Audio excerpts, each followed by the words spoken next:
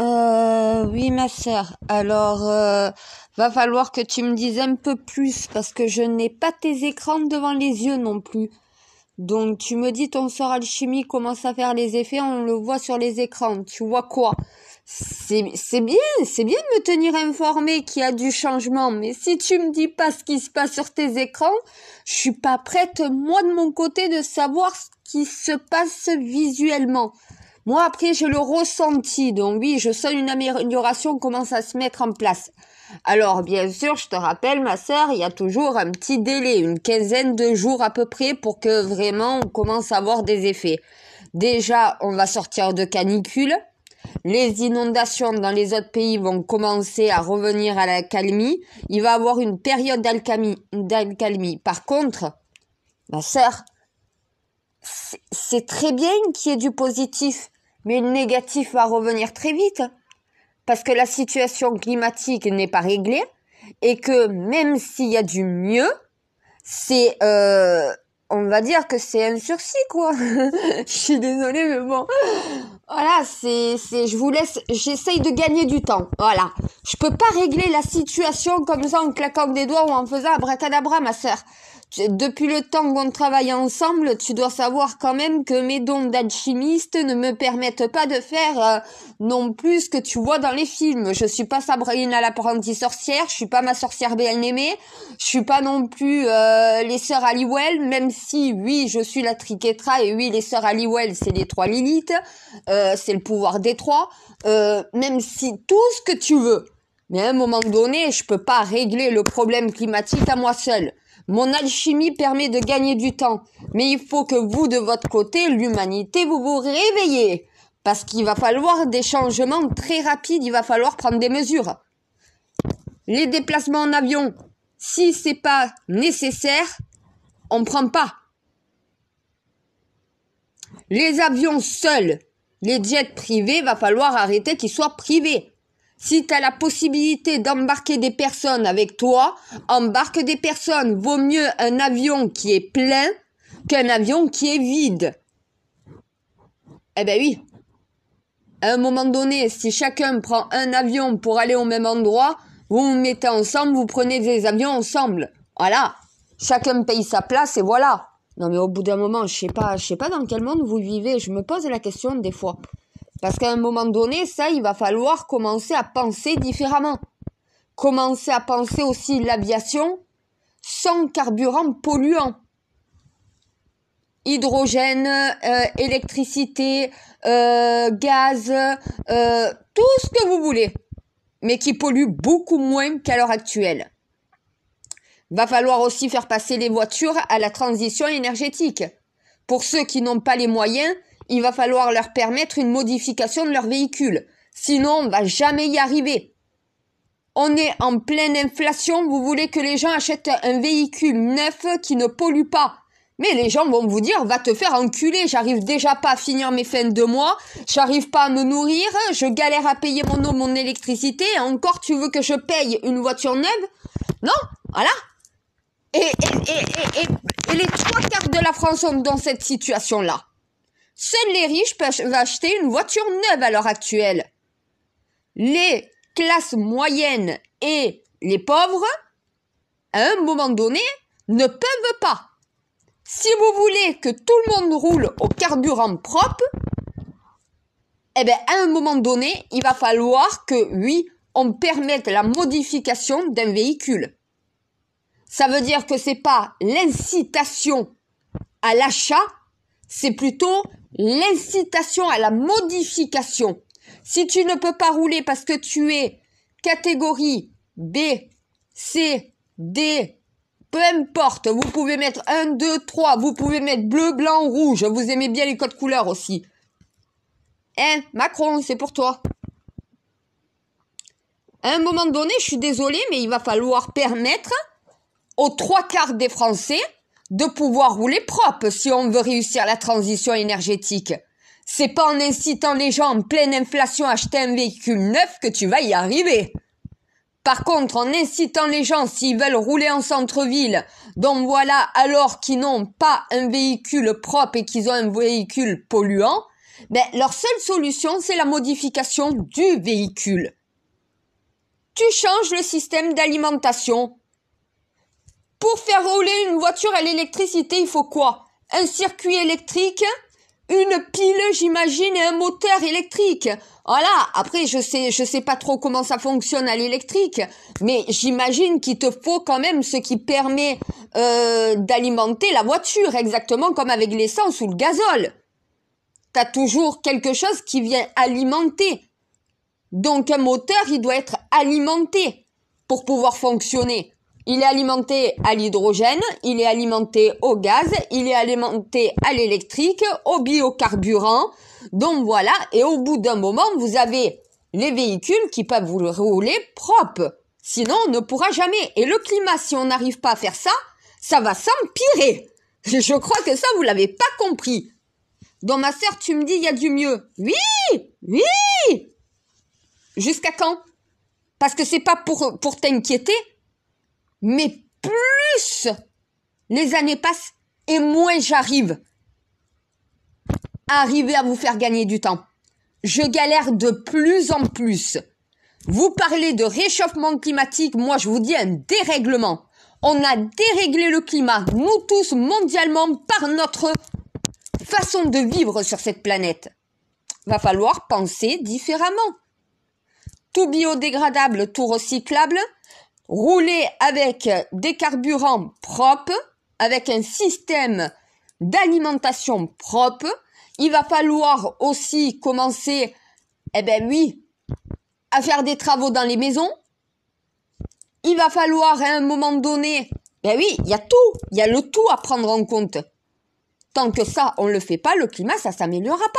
Faut arrêter la déforestation.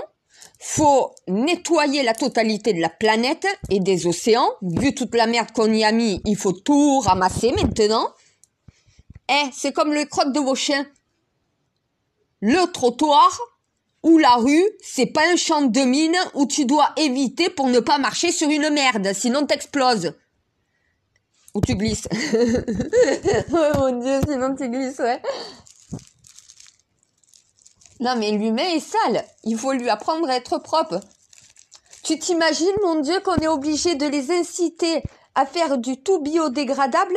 Parce que tellement que l'humain est sale et qu'il jette ses emballages un peu partout, il faut penser à ce que l'emballage se dégrade beaucoup plus rapidement qu'en temps normal. Il faut que la nature vienne pallier les erreurs de l'humanité, tu t'imagines quand même? Le tout biodégradable, ça veut dire que exemple, tu jettes un emballage biodégradable, pas recyclable, biodégradable. En très peu de temps dans la nature, avec les intempéries, la chaleur ou quoi que ce soit, il n'y a plus rien. Vu que l'humain est incapable de jeter dans une poubelle, ils sont incapables d'éteindre une cigarette dans un cendrier. Ils sont incapables aussi de ramasser un mouchoir ou un masque qui est le leur et de jeter dans la poubelle. Non, c'est dans la rue. Les déchetteries, c'est là où on peut jeter sans être vu. À un moment donné, tous ces comportements-là, il va falloir les sanctionner, il va falloir tout arrêter. Si on ne s'arrête pas, la planète ne supportera pas notre comportement encore longtemps. Ils en ont toujours pas conscience.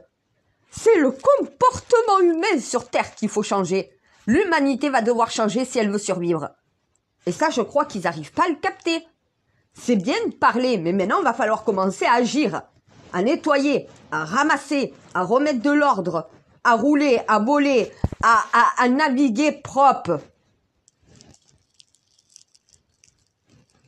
Là, il va falloir commencer aussi moins d'importation et d'exportation, moins d'abattage de bêtes.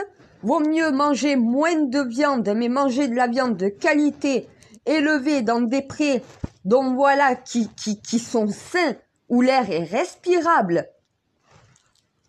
Ça c'est renationalisé, voilà.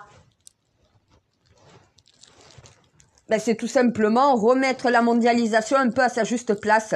Ils sont en train de détruire le monde avec leur mondialisation. Ils veulent mondialiser le monde, sauf qu'ils s'y prennent mal. C'est la méthode employée, mon Dieu, qui est pas la bonne. Non, je m'énerve pas, je sais que tu es d'accord avec moi, mais tu vois ce que je veux dire, c'est la méthode employée.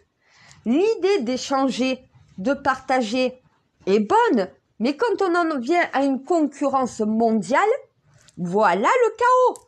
Les guerres dans le monde. Chaque guerre dans le monde, le climat, il se dérègle. Chaque nouveau trou dans la couche d'ozone, parce qu'on crée une nouvelle propulsion spatiale. Oui, je sais, ça s'est calmé. En général, ils ont des sites, ils en créent plus d'autres. Et c'est uniquement ces bases de lancement, donc c'est toujours le même trou, voilà. Les forages. Moi, je suis contente, hein. La Russie, l'Arabie Saoudite a réduit. Ça m'a permis, c'est ce qui m'a permis justement d'arriver à faire ce que j'ai fait là. Ouais, avec l'alchimie.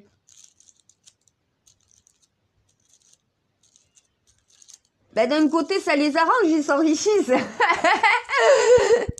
Et ils sont en train de se dire, c'est vrai que pendant les phases où on laisse reposer la planète, nous, on augmente nos prix.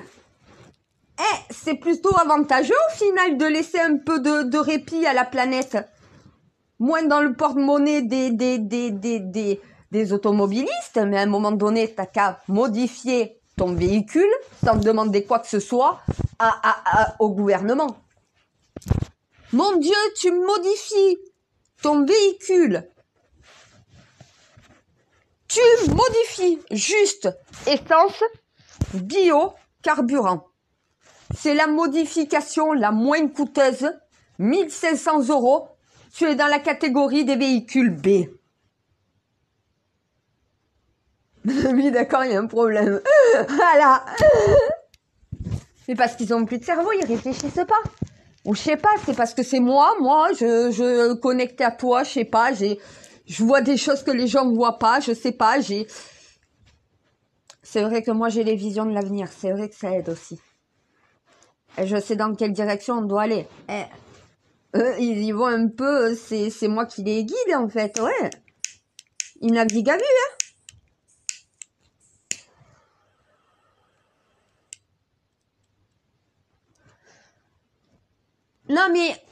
Non, je t'explique. Ma sœur de Météo France, elle est contente parce qu'elle voit des changements sur ses écrans. Sur les prévisions à venir et tout, elle me dit, ouais, je crois que ton sort alchimique, il est en train de faire de l'effet. Mais il faut quand même la ramener les autres sur leur planète un petit peu.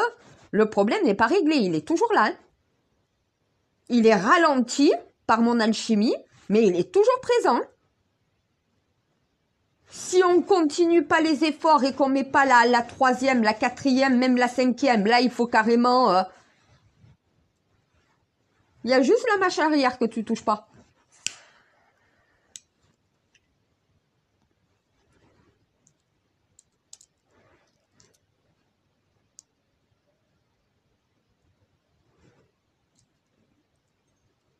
Ben écoute, normalement, les inondations devraient se calmer, les incendies aussi, et la canicule aussi. Il devrait y avoir un moment de répit, un moment stable pour tous les pays du monde. Mais ça va pas durer longtemps. C'est dans cette période-là qu'il va falloir commencer à faire d'énormes changements.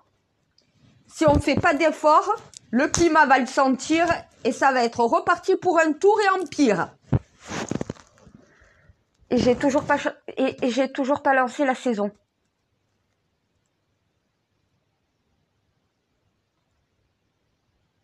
Mais c'est pour ça, je sais pas. J'attends qu'elle me dise ce qu'elle voit sur ses écrans pour savoir au final où j'en suis, moi.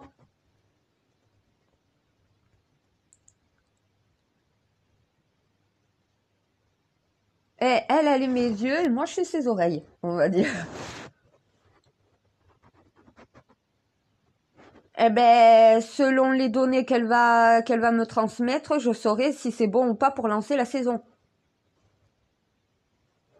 Sinon, il va falloir encore modifier les codes dans la matrice pour pouvoir permettre encore un petit rajout sur le climat avant de lancer la saison. Donc, je veux savoir exactement où j'en suis là. La lune bleue. Modification transformation avec des effets de la lune noire, a priori, ça fonctionne bien. Je peux faire ça avec toutes les lunes?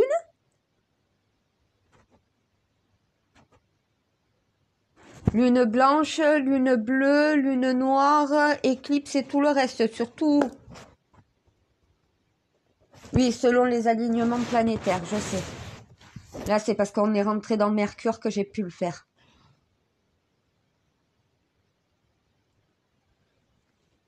C'est plus facile comme... j'avoue que c'est plus facile quand même de capter...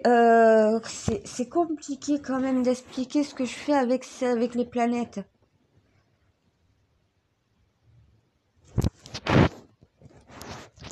Ben, Mercure, c'est la planète qui est la plus proche de nous. Donc, étant la plus proche de nous, ça me facilite pour pouvoir tirer son essence, prendre sa puissance. Je sais pas comment expliquer. Capter son énergie. Voilà, c'est ça. Ah ben, plus la planète elle est éloignée de nous, plus capter son énergie, ça m'est compliqué. Plus elle est proche, plus au final c'est simple.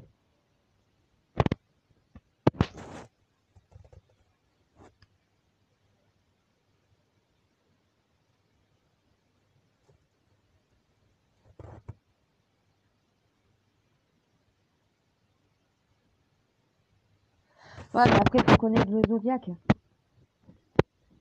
Faut savoir comment marche le zodiaque et comment marche le système planétaire pour arriver à capter l'énergie. C'est ça. Ouais, je suis moins stressée, c'est bon, j'ai trouvé le bon terme. Ouais, capter l'énergie, c'est bien, ça me va bien, ça. Eh ben écoute, je savais pas comment expliquer, c'est bizarre. Ben, capter l'énergie d'une planète, de la Lune, de faire une modification d'un code, donc voilà, pour pouvoir avoir un autre effet par l'influence lunaire. C'est compliqué hein, quand même de faire des trucs de fou comme ça. Ouais, je gère, ça va. Depuis longtemps, je m'en fais plus.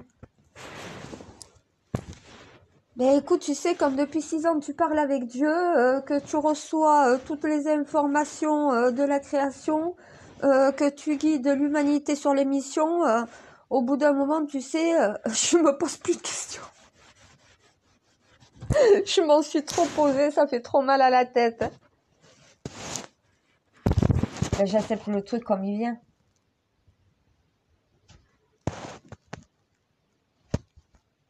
Oui, tu me sens contente.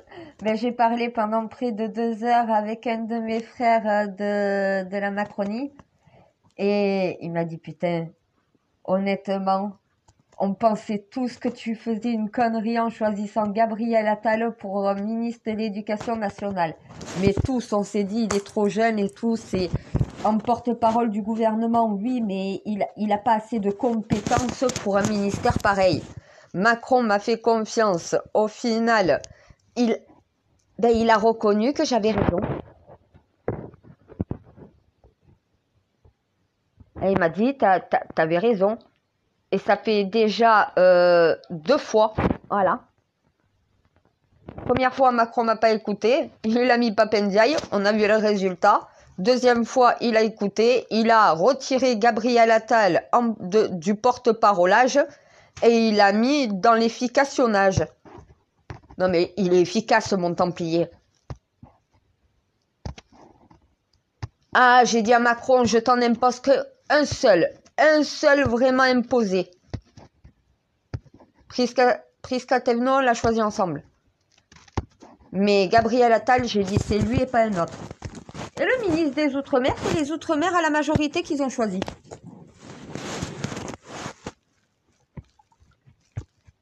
Ah, ça s'appelle le partage des responsabilités. Merci mon Dieu. Et ils me disent, il est compétent quand même, hein. Ah ben oui, action, réaction. Ouais, il m'a demandé si je donnais les ordres, si j'étais en contact permanent pour le guider et tout. Je lui ai dit non, pas du tout. Il me dit comment ça? Ben, la dernière fois, je lui ai donné tous les ordres et depuis, plus rien. Mais c'est pas toi qui le guide? Non. Et c'est qui? C'est Macron? Non. Mais c'est qui? Ben, lui tout seul. Ah. Mais tu lui donnes pas des ordres au fur et à mesure? Ah ben non. Je suis en vacances avec Gabriel Attal, c'est les vacances toute l'année, mon Dieu, hein. Oh, le repos. Rien besoin de dire. Ah, mais j'ai même pas besoin. Le suicide du jeune, même action-réaction, directement, il a su quoi faire. Bah, franchement, c'est le seul ministre auquel t'as rien besoin de dire. Il sait exactement quoi faire, quand le faire. Donc voilà, il est là, il est pris. Et de toute façon, j'ai tous les profs qui disent amen. Enfin, on a un véritable ministre. Comparé à Blanquer ou à Papendiaï, là, c'est le jour et la nuit. Hein.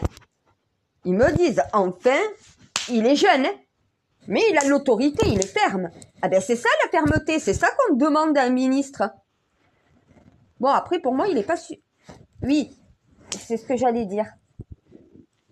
Ah, mais moi, il tergiverse un petit peu trop à mon goût. Parce que de toute façon, à l'école, il y a une règle qui s'applique, c'est non négociable. Moi, j'adore d'ailleurs, j'ai un de mes frères du temple qui est proviseur d'un lycée. Et il y a une musulmane qui est venue à la rentrée avec une tenue islamique en abaya, oui. Et le truc, c'est qu'au final, ben, il lui a dit de rentrer chez elle et tout le reste. Le lendemain, elle est revenue.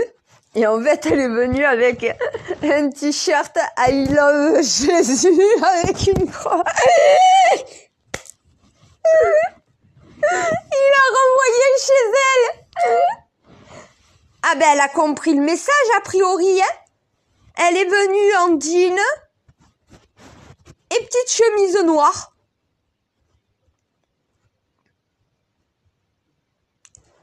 Ben parce qu'il lui a dit, non mais mademoiselle, je vous ai dit hier de pas venir avec une tenue religieuse. Aujourd'hui, même si c'est pas une abaya, il n'y a pas de t-shirt I love Jésus avec une croix. Tout appartenant religieuse, que ce soit la vôtre ou une autre, n'a pas sa place à l'école. Eh, ça, c'est les miens. Ça, c'est mes Templiers. Maintenant qu'ils ont la permission, ils y vont à cœur joie. Ah ben, il lui a fait comprendre que tu sois chrétien ou musulman, toute tenue à caractère religieux est interdit. Elle a cru qu'en venant le lendemain avec un t-shirt I love Jésus et une croix que ça allait passer crème. Il lui a fait comprendre que c'était pas qu'une question d'abaya. C'est pas l'interdiction de l'abaya. C'est l'interdiction de toute appartenance religieuse qui est en train de se faire là. Ça veut dire pas de religion à l'école. Tu viens pas avec une croix. Tu viens pas avec un foulard, avec un Coran, donc voilà, même autour du cou. Tu viens pas avec des objets religieux ou des vêtements à caractère religieux. Ben là, il lui a pris une bonne... Mon Dieu, une musulmane qui se fait refouler parce qu'elle vient habillée en abaya. Vient le lendemain avec un t-shirt avec une croix marquée I love Jésus. Certes, c'est du foutage de gueule. Elle n'est pas chrétienne, elle est musulmane. Mais il a remis à sa place, chrétien comme musulman, il n'y a pas d'appartenance religieuse à l'école. Un chrétien viendrait avec un t-shirt marqué I love Jésus, il rentrerait chez lui pour changer.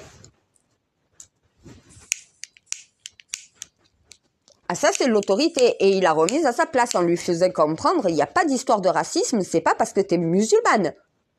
C'est la religion à l'école n'a pas sa place.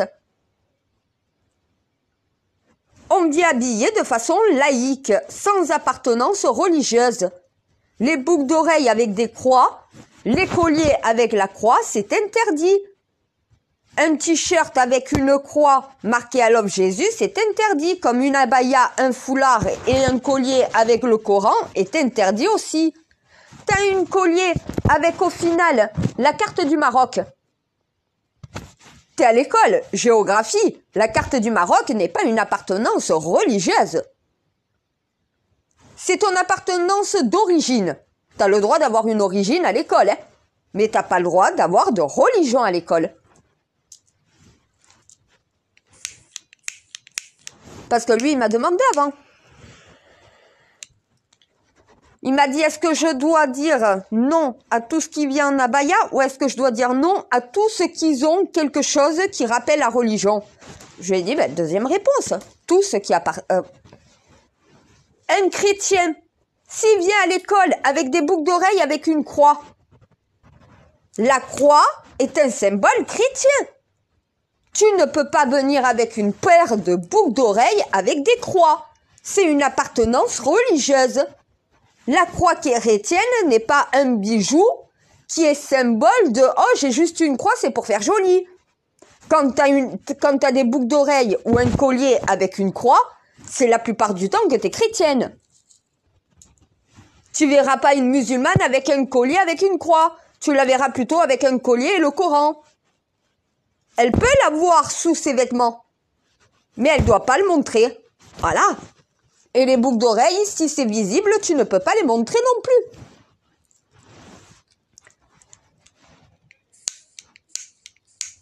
Même chose d'ailleurs pour les tatouages religieux. Voilà.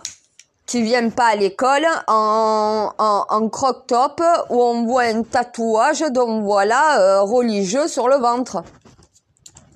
Tout symbole religieux est interdit à l'école. Tout objet faisant penser à la religion est interdit à l'école. Si tu veux porter des objets religieux chrétiens, inscris-toi dans une école catholique, dans une école chrétienne, une école privée où il y a encore les préceptes de la chrétienté. Si au final tu veux venir en abaya avec un foulard sur ta tête, eh ben inscris-toi dans une école musulmane. Donc voilà, comme ça il y a que des musulmans. À un moment donné, soit tu décides de communautariser ton enfant et tu le mets dans une école appropriée où il y a que des personnes de sa race, puisqu'ils pensent comme ça. Tu vois pas qu'ils pensent que être musulman, c'est une race différente que d'être un chrétien? Ou c'est une race différente encore que d'être un juif, hein? Oui, oui. C'est vrai, il y a différentes races d'humains sur cette planète. Il y a différentes espèces humaines. Non mais tu t'imagines ce monde, qu'est-ce qu'on en a fait? D'un peuple sur une seule terre, on a fait 333 pays égoïstes et nombrilistes qui se croient seuls au monde. Tu t'étonnes du bordel. C'est un peu normal, hein. Voilà le diviser pour mieux régner. Ah, mais la division a gagné, hein. Je leur avais dit, hein. Je les ai applaudis quand j'ai commencé à prendre la mission. En leur disant, les dégâts, c'est votre responsabilité.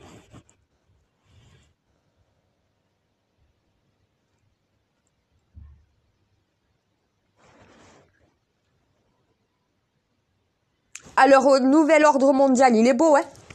Vaut mieux le tien. Oh, mon Dieu, vaut mieux le tien. J'ai raison de dire mon Dieu. Ah non, mais honnêtement, mais toi, ton nouvel ordre mondial, c'est l'équilibre. C'est pas l'utopie, le monde des bisounours, c'est pas l'apocalypse. Non, c'est le vivre ensemble, c'est vivre en paix, c'est vivre en harmonie sur cette planète, vivre en sérénité. C'est enfin vivre heureux. Ils veulent pas vivre heureux. Ils vivent dans le chaos, ils s'en contentent. Ils sont bien dans ce monde de merde. Ils ont la possibilité de le faire changer, mais ils passent leur temps à se disputer.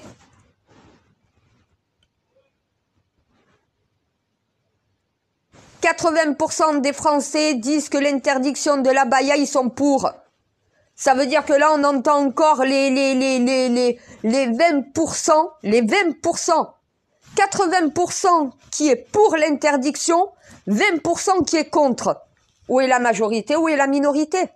Pourquoi on donne de l'importance à une minorité qui, de toute façon, a que à s'écraser en réalité? La démocratie, c'est ça. La majorité l'emporte, la minorité s'écrase. T'es minoritaire, ta voix n'a pas à être entendue en réalité. Mais les minorités, sachant qu'elles sont minoritaires, veulent se faire entendre. Donc elles font du bruit, elles font des scandales. Voilà, elles passent leur temps à invectiver. Parce qu'au final, elles n'existeraient pas sans ça. Moi, je dois arriver à faire avec tout ça. Alors oui, c'est des vacances, Gabriel Attal. Lui, est-ce que tu l'as entendu critiquer qui que ce soit? Oui, mais t'entends avec mes oreilles. Est-ce que mes oreilles ont entendu Gabriel Attal critiquer qui que ce soit? Pas une seule fois. Voilà. Est-ce que tu l'entends attaquer le RN, attaquer ci, attaquer mi? Non. Lui, il est dans sa mission, dans sa fonction, redresser son ministère, remettre de l'ordre dans son ministère, remettre de l'ordre dans la France. Donc voilà, et faire son taf. Ah mais ça, c'est la compétence avec la lucidité. Voilà, il est lucide. Mon Dieu, je te jure. BFM, LCI, CNews. J'attends de vous. Sondage. Entre Macron et Gabriel Attal, qui convainc le plus? Macron, et tu verras ce que les Français attendent. Voilà.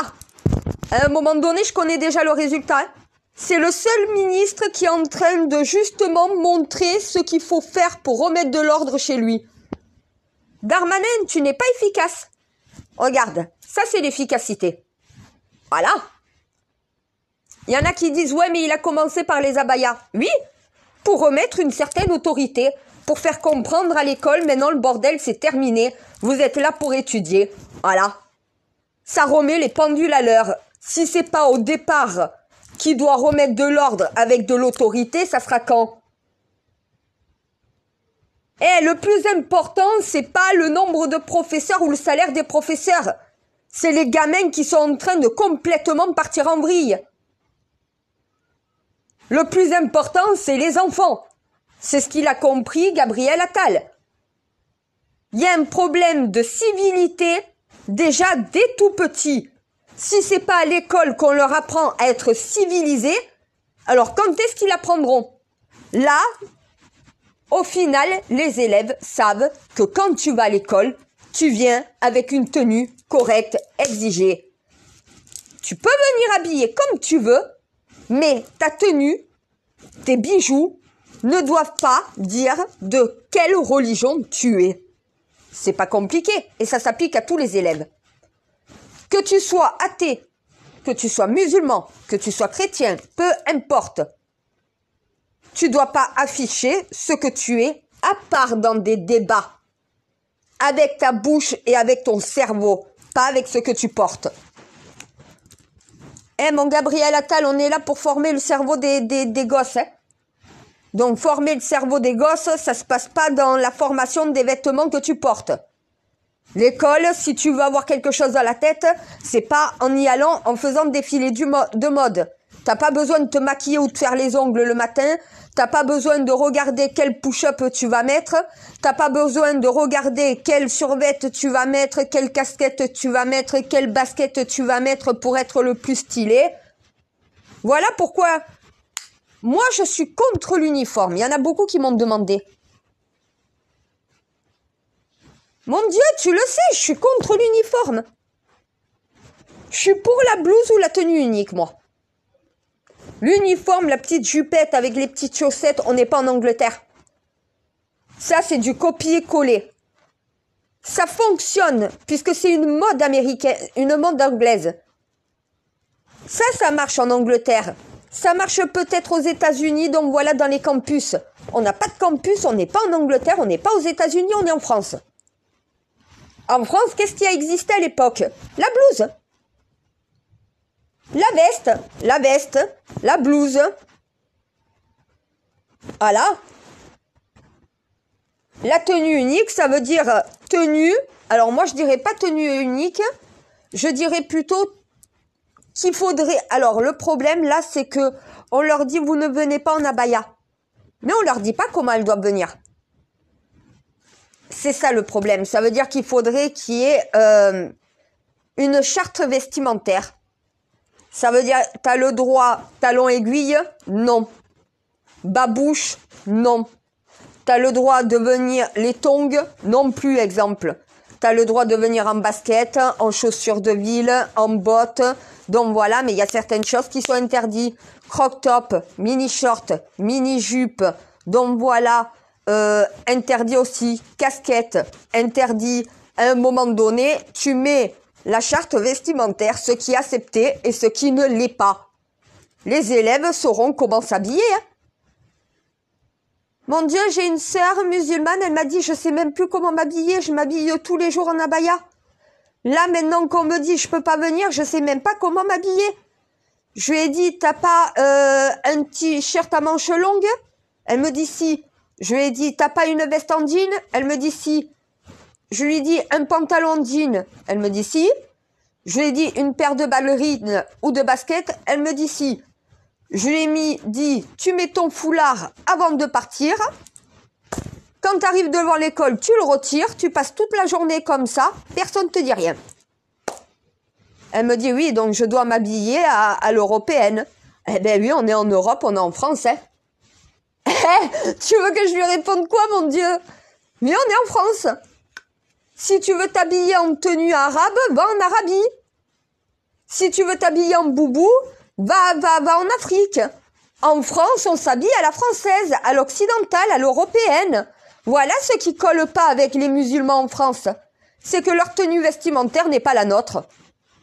On s'habille pas comme eux en France. En France, on s'habille à l'européen. Si tu veux t'habiller comme tu t'habillais dans ton pays d'origine, retourne dans ton pays d'origine. Ce n'est pas nos murs, ce n'est pas nos coutumes. Voilà ce qui pose problème en fait. Les djellabas, les burkas, les boubous, les foulards, c'est pas de chez nous. Donc bien sûr que ça fait tâche dans une société où tout le monde s'habille pareil, il n'y a que les musulmans qui portent leur tenue. Et après on va dire à l'école, ben c'est ça le problème, c'est qu'on dit oui il y a du racisme. Non!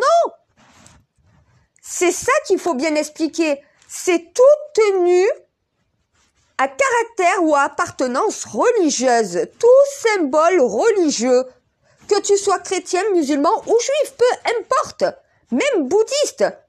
Tu vas pas venir en sari. Tu viens pas en kimono. T'es pas en Chine, t'es pas en Inde. À un moment donné, t'es en France. Pantalon noir, chemise, t-shirt, jean, donc voilà. À la française, à l'européenne, à l'occidentale. Ça veut pas dire que dans la rue, tu dois t'habiller pareil. À l'école, tu dois t'habiller comme ça. C'est laïque. Tu dois te fondre dans la masse. Voilà, c'est ça. Eh bien, pour faire société, tout le monde doit se fondre dans la masse.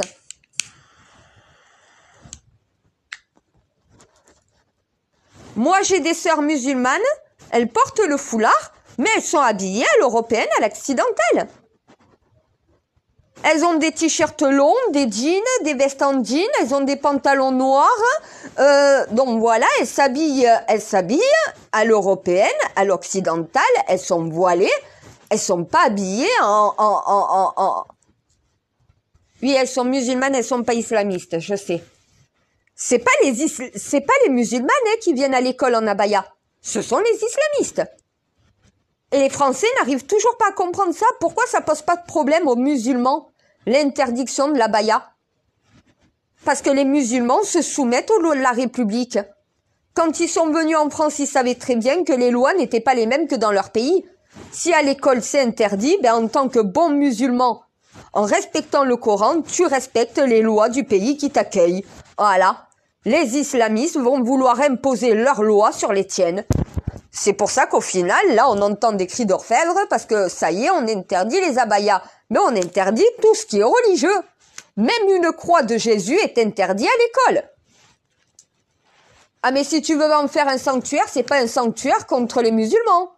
C'est un sanctuaire contre toute appartenance religieuse.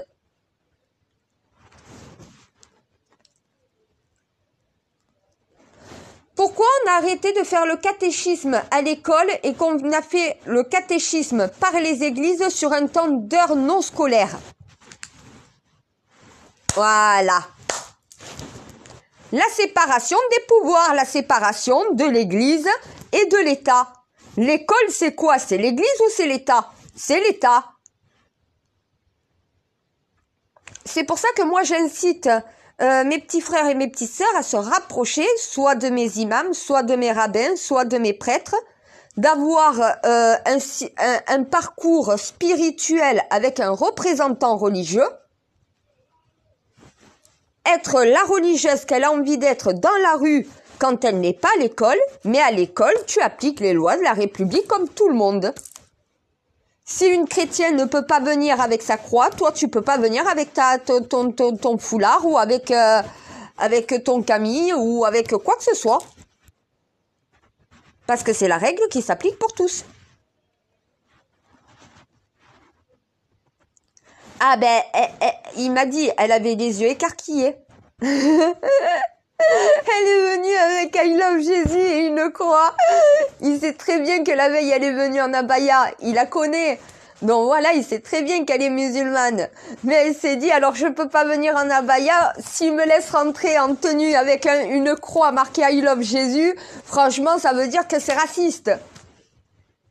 Mais non, tu rentres pas non plus. T'as un t-shirt I Love Jésus avec une énorme croix au milieu de la poitrine. À un moment donné, je suis désolée, tu rentres chez toi, tu vas te changer. Elle avait pris du rechange dans son sac. Elle lui a dit non, j'ai une tenue de rechange, je vais me changer. Quand même, elle est allée jusqu'au bout de sa connerie, mais elle a anticipé quand même. Il a laissé rentrer, elle s'est changée, on a enlevé le t-shirt à Love Jésus, elle a mis une chemise normale. Fait un t-shirt normal et voilà.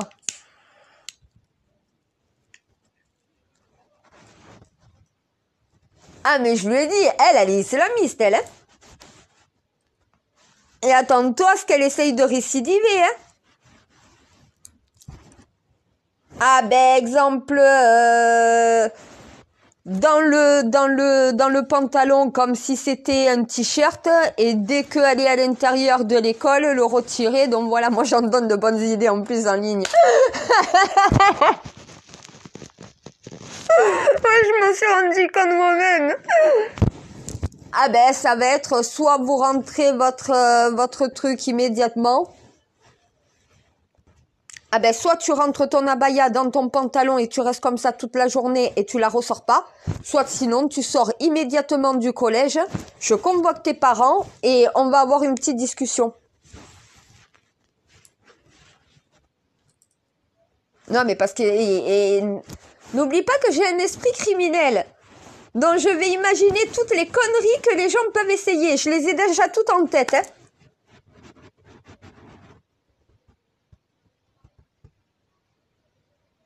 Le monter avec une ceinture comme une tunique, puis et enlever la ceinture à un moment, non mais... C'est plus compliqué pour les garçons que pour les filles de faire ça quand même.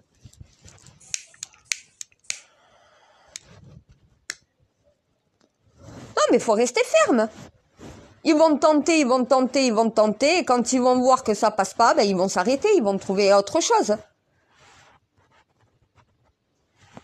Ah, mais je m'inquiète pas, les islamistes ont de la suite dans les idées quand même.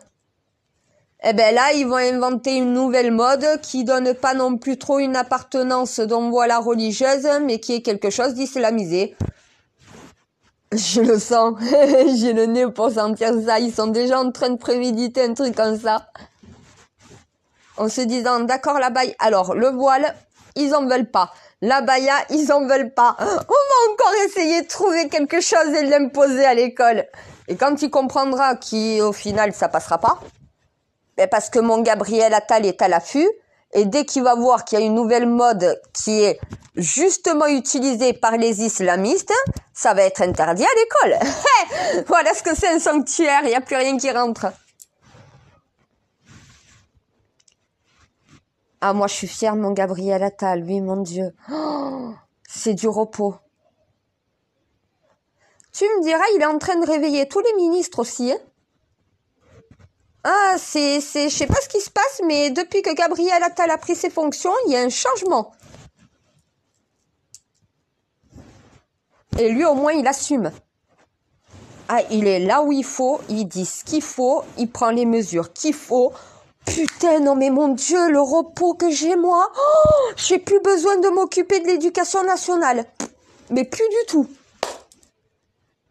Ah ben, écoute, tu m'as dit, délègue-lui les ordres et laisse-le s'en occuper, n'interfère pas. J'ai fait quoi? Je regarde à distance. Je regarde ses exploits. Je suis fière. Ah, j'ai les larmes aux yeux et tout, ouais, quand je le vois prendre la parole et tout, je suis émue, ouais. Ah, c'est mon soldat, ça. Ah, il est parti en guerre, donc voilà, et il est parti pour remettre de l'ordre dans ce ministère. Si les autres ministres étaient aussi efficaces, aussi réactifs, aussi compréhensibles, il a le mot juste, la manière juste, l'attitude parfaite, l'élocution exactement bien placée là où il faut, c'est clair, c'est fluide. Oh, mais c'est le jour et la nuit, putain, entre Pap Ndiaye et Gabriel Attal. Mais même les familles de victimes le disent, hein. La famille du jeune homme, là, elle le dit, Gabriel Attal, il était préoccupé, tout le reste, vraiment touché. On sentait pas ça chez Pap Ndiaye.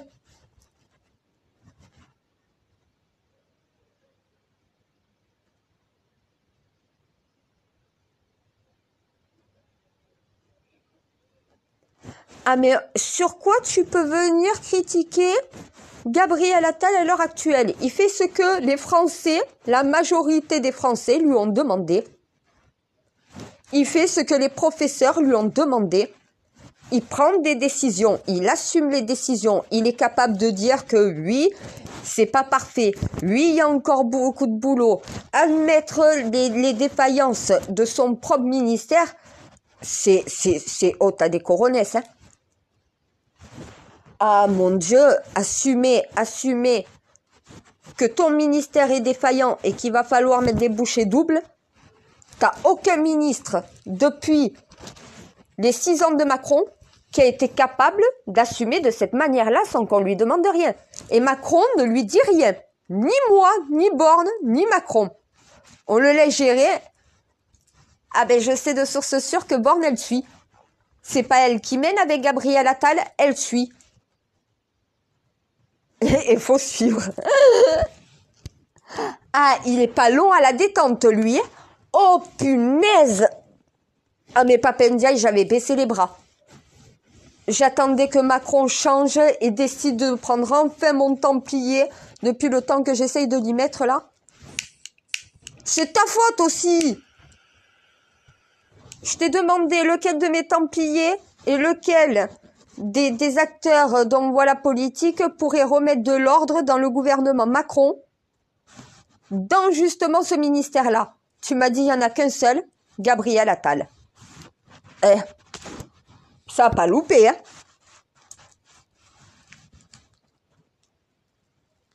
Dans 4 ans, il n'y a quasiment plus aucun problème à l'éducation nationale.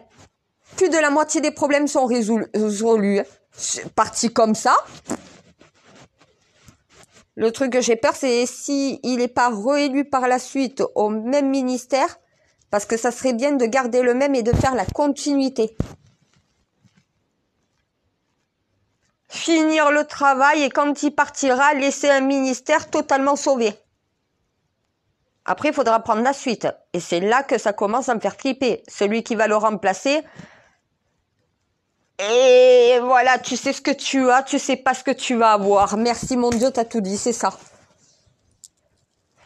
C'est comme Macron, hein. Pourquoi il a été réélu? Parce qu'entre Marine Le Pen, qui n'était pas assez prête à ce moment-là, là maintenant elle y est. Parce que les Français ont besoin d'être convaincus, ont besoin d'être rassurés, ont besoin de voir que ces propositions tiennent la route. À l'heure actuelle, elle est en bonne liste, hein.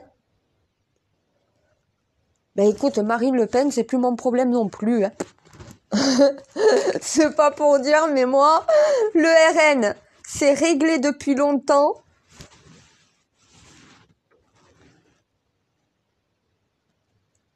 Ben, j'ai réussi à remettre les droites, hein. Parce qu'il y avait la droite LR et il y avait le Rassemblement National. Mais il y a un problème, normalement ça marche par triquetra.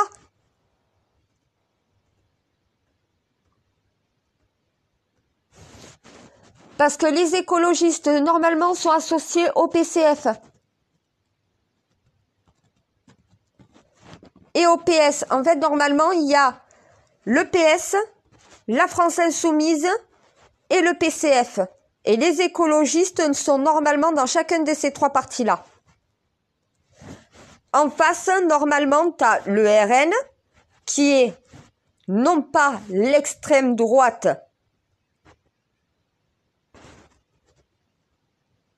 ben en fait, il y a une droite modérée, qui est au final les LR. Il y a une droite radicale, qui est le RN, et tu as l'extrême droite, qui est au final Zemmour. Au final, tu as vraiment les trois partis qui sont constitués. Et après, tu as Horizon, tu as LREM et tu as le MoDem. 3 et 3 et 3. 3 et 3, 6 et 3, 9. 3, 6, 9. L'Assemblée est constituée comme il faut. Et les opinions des Français sont partagées à droite, à gauche et au centre en 3 parts égales. Eh, je suis pas la triquetra pour rien. Hein. Voilà pourquoi mon emblème aussi, la fleur de lys, a 3 pétales.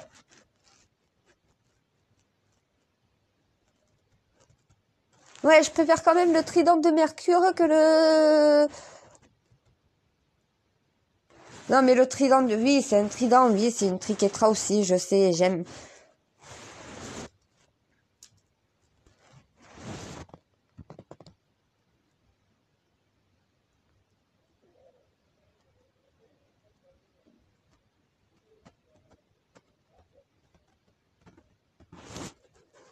Attends, doucement, c'est quoi cette information?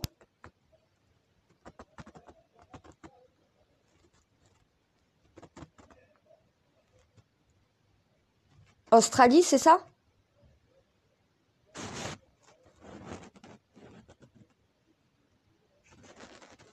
Je fais quoi?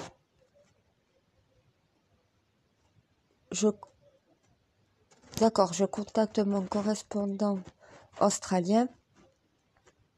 Dans quoi? Ben oui, dans le climat, donc dans la météo. Et il me faut les données météorologiques et climatiques.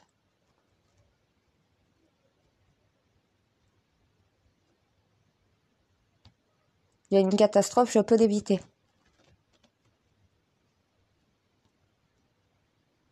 Ouais, ou au moins réduire l'effet. Ouais, en m'y mettant avant que ça se produise. Oui, ben j'ai compris, il faut que je m'y prenne un peu avant.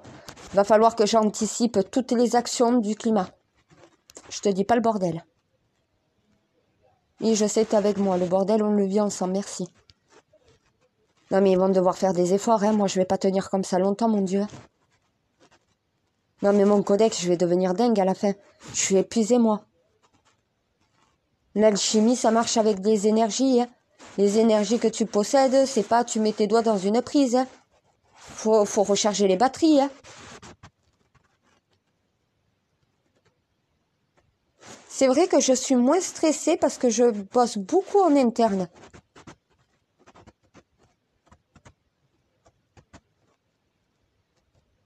J'aime pas en public, je préfère quand même en interne.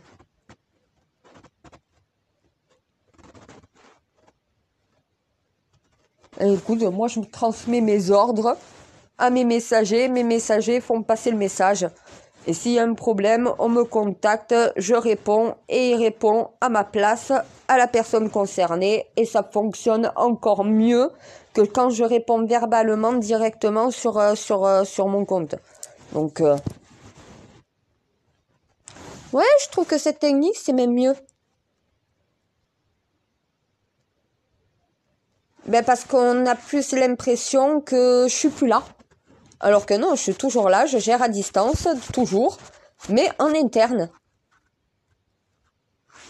Ben maintenant que ceux qui me suivent savent comment je fonctionne, à un moment donné, j'ai plus rien à prouver. J'ai déjà toutes mes équipes en vrai. Dans tous les pays, j'ai mes équipes. En France aussi. J'ai juste à transmettre en interne à la bonne personne concernée, le message remonte à ceux qui doivent le recevoir. Ah ben c'est pratique, oui, je reconnais que c'est pratique. Quand tu as toutes tes équipes, je veux contacter le Maroc, je passe par un monde intermédiaire, j'ai directement la communication avec le roi du Maroc. Quand tu as tes équipes, donc voilà, et qu'on se contacte, eux font le taf. Ouais, j'aime bien m'entourer de personnes compétentes et qualifiées, j'avoue. C'est plus facile à gérer quand même. Hein.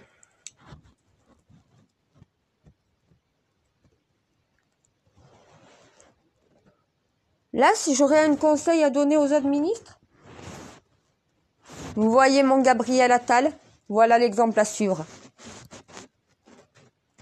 Voilà ce qu'attendent les Français. Vous voir vous activer, vous voir bouger, vous voir faire des propositions, vous voir enfin agir et que ça ne soit pas que des paroles. Ah mais là, mon Dieu, tu sais pas comment les professeurs ont repris un peu d'espoir. Ils envisagent quand même toute l'année scolaire à venir quand même sur de meilleurs offices que l'année dernière. Hein.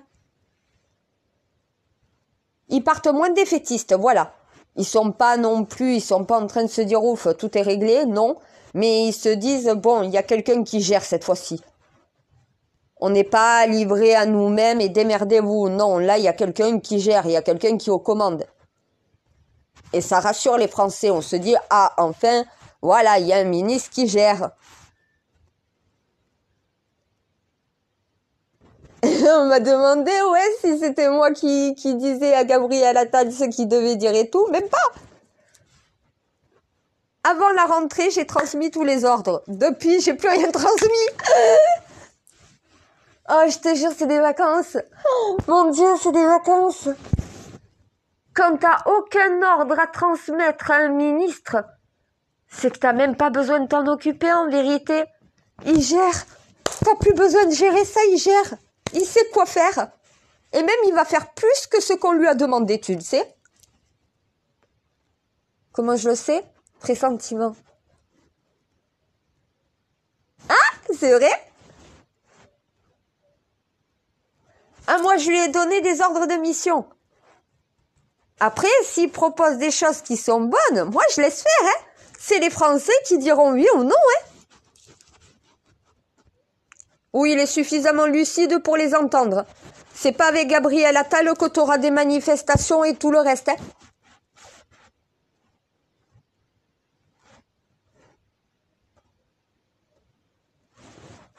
Il est même pas autoritaire, il est ferme. C'est de la fermeté.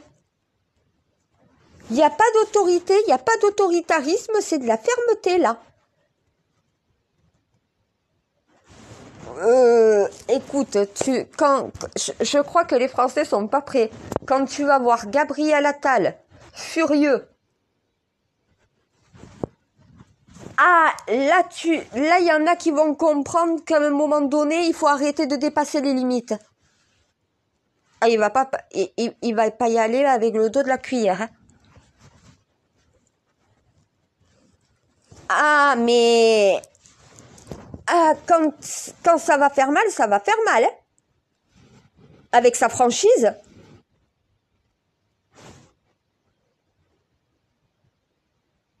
Ah, lui, la langue de bois, je sais même pas si c'est ce que ça veut dire.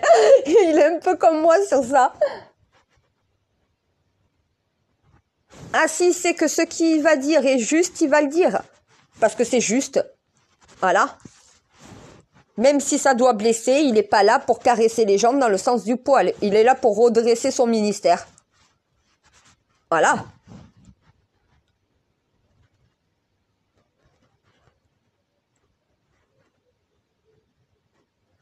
Mais parce qu'il pensait qu'il était trop jeune.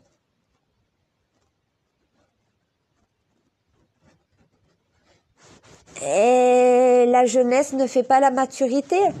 Voilà. Fait pas non plus la responsabilité d'une personne.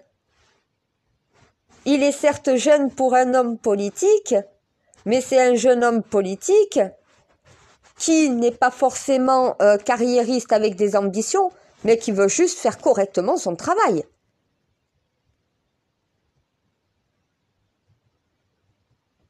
Lui, c'est l'enrichissement personnel qu'il obtient de tout ça. Ça l'améliore. Donc, il n'est pas là pour flatter ou pour caresser dans le sens un électorat, ni le sien, ni les autres. Quand il y aura vraiment un problème, on va le savoir.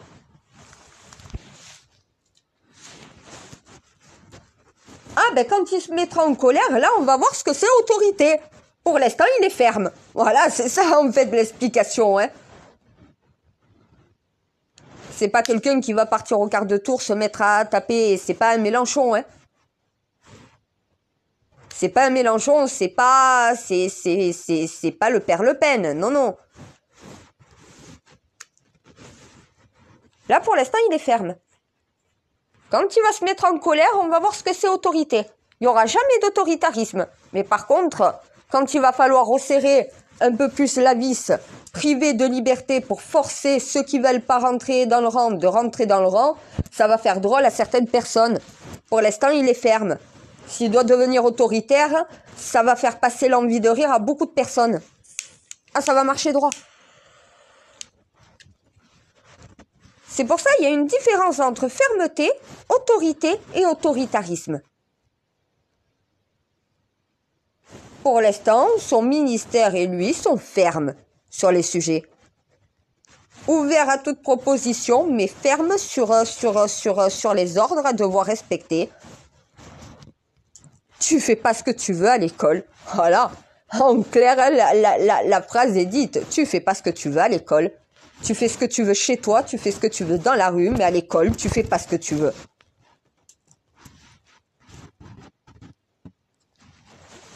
Et les professeurs, ils sont pas là pour t'instruire ou t'éduquer, parce qu'au final, ils payent des impôts et que c'est un dû.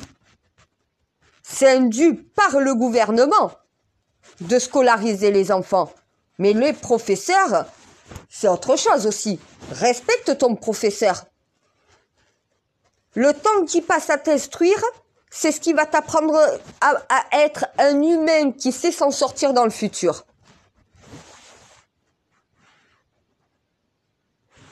Le professeur est important, autant que les parents.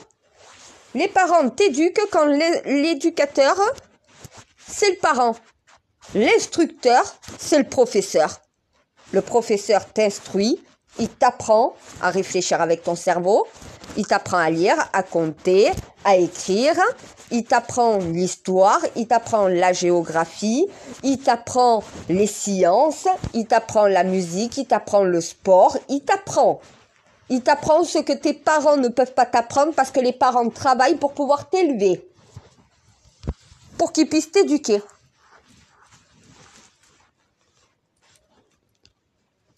Ça, c'est remettre le professeur à sa juste place, l'élève à sa juste place et le parent à sa juste place. Voilà. Et ça, mon Gabriel Attal, c'est bien le faire. Donc, ouais, je suis contente.